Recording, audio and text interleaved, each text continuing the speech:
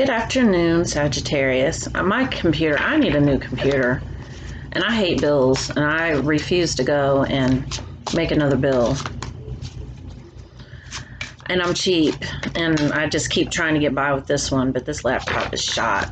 But yes, this is going to be a Sagittarius video. Hope everybody's doing well. I'm using my Sex Magic Tarot deck. I had to open the window. It is very, very warm in here today. Probably because I got the dryer going. Laundry day.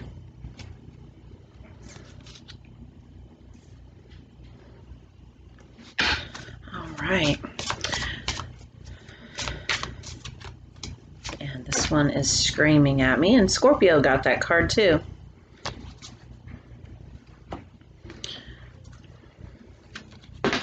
Maybe you're involved with a Scorpio some kind of way. I know just about everybody in my family is a Sagittarius, and I'm a Sagittarius rising. So pretty much all of the important people in my life are Sags. I am a Scorpio. I have 2 children that are Sagittarians.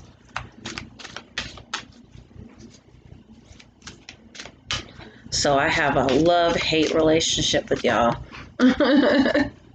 You're just too blunt for me. I'm in my feelings all the time dealing with Sagittarians because they just say whatever comes to their mind. I hate that shit. But at least you know where you stand with Sagittarius. They bar none.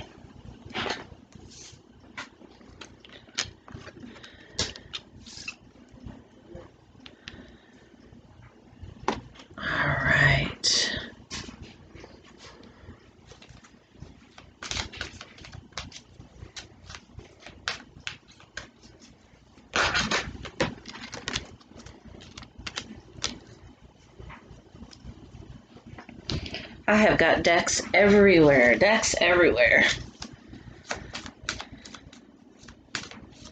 And I hate clutter. I mean, you can't tell from my house. I know the background, you're like, oh my gosh, it's so cluttered. I hate clutter. But I haven't had the energy to declutter. Isn't that terrible? I just look at it and I'm just like, if I can learn to live with it.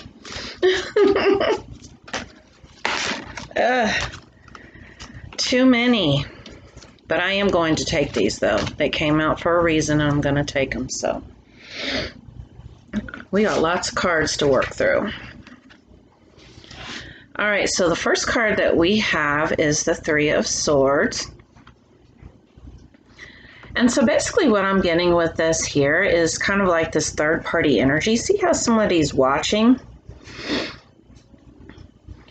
So basically what I'm getting here is this is you and your love interest, and this is a very steamy, very soulful connection that you have with this person. But you have somebody, and that's more of like a karmic connection, more of a lower vibrational connection that you have with somebody else, that they're watching, that they're jealous, that... you know, and it's not even so much jealous as it is intrigue. You know, like maybe they even kind of get off on watching you. It's really weird. It's like this weird energy that they see that you have this connection with someone else, and that it's very spiritual, it's very soulful, it's very powerful. And it's almost like an aphrodisiac to this person. It's really a strange energy. But we are using the Sex Magic Tarot deck, so we're going to be adults here and speak in terms of sexual energy. All right, so we have mature man, and we have sudden wealth. So you are manifesting more abundance in your life, more money. You could have some unexpected money arrive. This is going to happen, so if you're having money problems right now, just know that this is just temporary. With this mature man, this is kind of what I was picking up on, where I was like, let's be mature adults and talk about sexual energy. It's kind of, you know, like I said, that's the energy that I'm getting with this reading of understanding that sexual energy is important to all of us. It's how we manifest. We're energetic beings, but sexual energy is like the nuclear energy of beingness. And you can actually use your sexual energy to manifest more wealth. I remember when I first started on this journey, I asked somebody, I'm like, how can you do that? How can you use your sexual energy to manifest money? Like, what is it, like prostitution or something? I mean, I didn't know. They were like, well, focus your sexual energy on like your intentions on what you want. Because whatever we focus our energy on comes to be. So, with that being said, we have the Fool. So this is just kind of throwing all care to the wind, throwing all logic out the window and deciding that you are going to follow this connection. You're going to follow your heart. You're going to stop overthinking things. And you're just going to go for it. We have supernatural, inexplicable, miraculous, otherworldly. I love this card. Isn't it pretty? Look how pretty it is. And these are like butterfly fish. This is my vampire deck. It's just amazing. And so you realize now that this person is a soulful connection. You've known each other before. This is definitely a divine soulmate, twin flame. This is definitely some type of very deep spiritual connection that you have to this person. And like I said, with this Fool's card, you are ready to, just all care to the wind, just be carefree, just hop right in there. Because now this is what you are supposed to be doing. It's like you've been fighting your fate all this time. All right, we have the Tower. Wow, look at this card. I love these Sex Magic Tarot cards. So you see how, they've been caught in the act. It's almost like this is like a jealous husband or something. They've been caught in the act. So basically a Tower moment is like a moment of truth. It's like this epiphany. It's when you become so painfully aware of yourself on a very deep level. Like, this is me, mistakes, flaws, and all this is me. That raw energy, that raw authenticity, that is the energy that I'm getting with this card of, take me or leave me. This is me all day long. That's beautiful. I don't know how else to explain that. I'm getting all of these amazing energies from these cards, and basically this here is just like this feeling of authenticity, like, take me, flaws and all. I know I'm not perfect, but oh fucking well. Love me or hate me. Empowerment, 26. The frequency of empowerment supports our ability to show up fully and completely, uniting us with others in the deep trust that we are all connected through the same source. We are all one. I used to hear this and I used to think, how are we all one? We're all so different. We're all connected. We are all God experiencing himself, herself. We're the universe experiencing itself. Yes, we're individual. Yes, we are unique. Each one of us have had our very own version of human conditioning, whatever that might have been. I could think of like all kinds of scenarios of things, this shit that people have been through. But we are all connected as one, universally. We're all the same energy, the same consciousness. And this is empowering. This is how you take back your power. And it also helps us not to judge others, because there's a certain judgy element with this card. Like maybe you judge yourself, or you feel like other people judge you, or, but you're finally getting to the point of like self-love and acceptance. You're like, you know what, this is me all day long. You know, and at least I'm authentic. And it's kind of what I first started this video with Sagittarians. I have a love-hate relationship with y'all because y'all are so fucking authentic. But that is where your power lies, Sagittarius, is in your authenticity. Don't let anyone take that from you.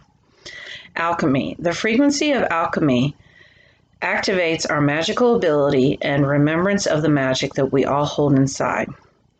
Each one of us has the potential to access the ancient knowledge that allowed the true alchemist to perform the miracles of transmutation. To say what? I'm not going to read that, okay? Alchemy is when you take something of lower quality and you transform it, you polish it, you clean it up, and you make it into something more vibrant, more beautiful, more spectacular. You know, so it's like, you know, maybe you have like this dull rock. It's just a fucking rock. Like a pet rock. I always think about like pet rocks. Did anyone else have a pet rock? I had a pet rock. I was weird, I know. I was like such a nerd. Polish it up, you know, and make it into like this beautiful crystal. That is alchemy. But we can do that with our relationships with others. You know, we can leave it better than we found it. We can polish it up. And how do we do that? We do that with love and acceptance and with all these high vibrational emotions and feelings, you know, versus like the fear and the hatred and the bitterness. All right, so we have the Knave of Pentacles. This is sexy. Isn't that sexy? I love this sexy deck.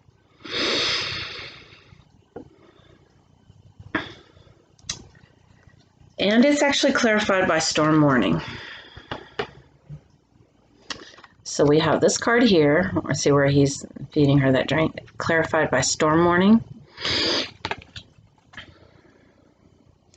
So there is a storm brewing. And I feel like this is not, you know, of course it's not a literal storm. This has to do with feelings, with emotions being really pent up. And maybe you denied yourself feelings that maybe that you have for this person. And they're going to have some place to go. You cannot stuff these any longer. They're just going to explode. They're going to explode. Everything is not logical. Everything does not have to make sense. And you have lived in fear for so long that, you know, somebody is going to come along, is going to change your life. They're going to make things happen for you. I mean, these are words. These are not my words. These are like words that are like coming out of nowhere. This person is going to make things happen for you. I don't know what that means. That they're going to change everything. And so you've lived in fear of this person because you've known this person for a while. And you've kind of feared them for a while because, like I said, they're making things happen for you that you did not think that you even wanted. But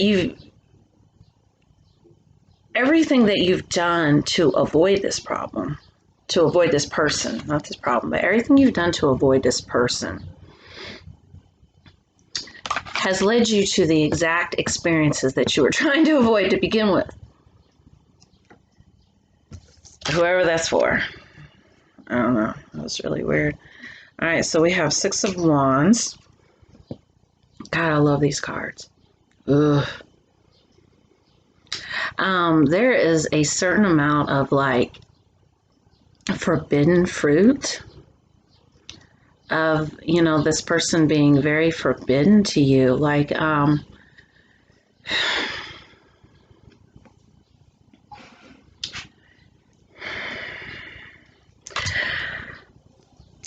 can't quite get there. Here, let me... Another card. It's just right there.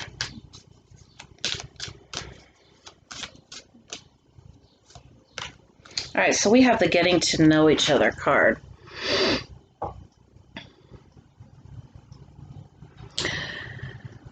So basically, this is someone that feels like home. This is someone who is very comfortable. You're very comfortable with this person. But yet at the same time, like I said, there's this passion. It's almost, I'm getting this energy of like sneaking around, when you're a kid and you're like sneaking. Wasn't sex more fun when you were a teenager? Because you could get caught, or what? It's like that type of energy. It's like that. It's very youthful. And